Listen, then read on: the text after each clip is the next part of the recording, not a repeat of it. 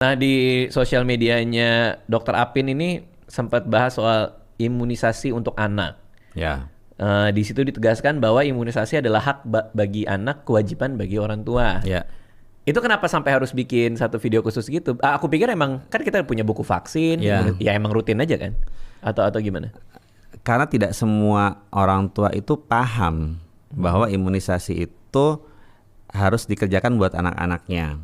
Dulu mungkin tahun-tahun 70-80 ya ini kan seperti istilah bisnis as usual ya, tinggal anak saya umur sekian datang imunisasi. Ya. Tapi sekarang orang tua makin baik dapat informasi. Ada infodemics nih, macam-macam informasinya.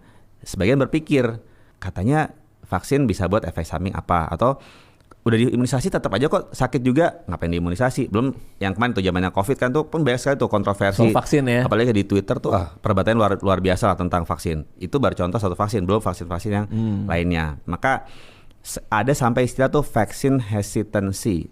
Bukan anti vaksin tapi ragu terhadap imunisasi, dan itu WHO pernah memasukkan ke dalam 10 ancaman terbesar dunia di tahun 2021 kalau tidak salah gitu ya.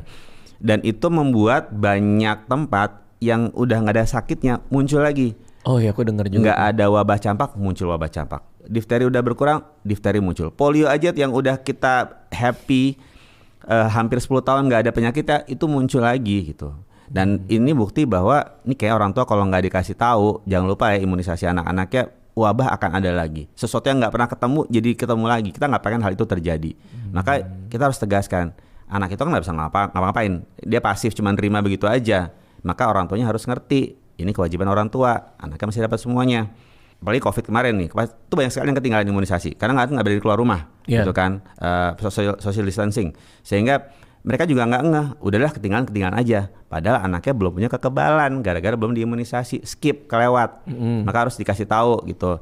Yang udah ketinggalan kemarin, tetap lo bisa dikejar dan harus dikejar. Itu hak anaknya, harus kasih tahu nih hak anaknya untuk dapat semua imunisasi lengkap. Orang tua harus dikasih tahu untuk wajib ngasih buat anak-anaknya pergi ke dokter atau ke posyandu, kan gratis. Vaksin tuh gratis. Vaksin gratis ya? Gratis di posyandu, puskesmas semua bisa dapat.